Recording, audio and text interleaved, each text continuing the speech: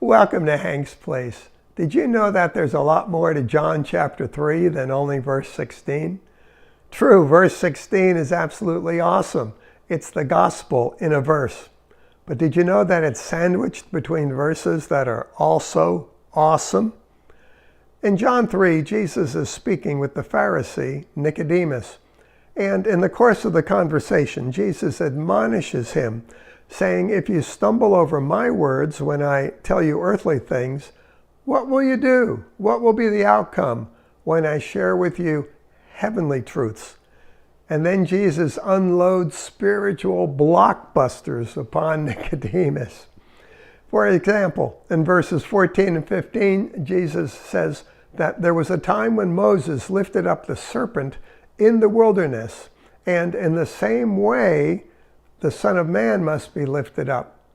You see, in that time, the Israelites were being grumblers, stumblers, rebellious, hard-hearted people. A lot like people today. And serpents were biting and killing them. However, if a bitten Israelite would gaze upon the serpent that Moses had lifted up and placed upon a staff there in the wilderness, he would not die, but he would be healed. The issue, you see, was sin.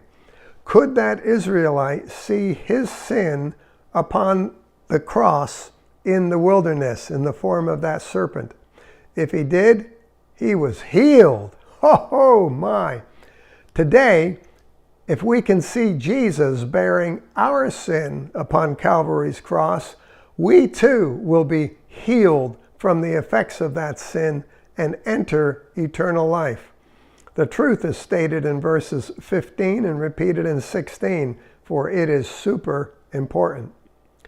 More of the sandwich. We go on to verse 17, where Jesus tells Nicodemus that God has sent his Son into the world not to judge the world, but that the world would be saved through him. If we believe in Jesus, we are not judged. The truth continues, however, as Jesus speaks and says, he who does not believe in him has been judged already. For the light has come into the world, yet men love the darkness rather than the light, for their deeds were evil.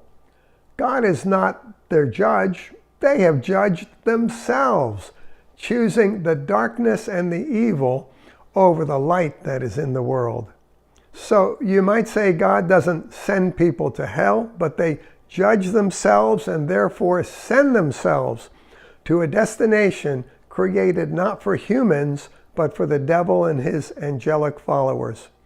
Oh, my friend, help others to see Jesus bearing their sin to Calvary, that they may not die, but come alive.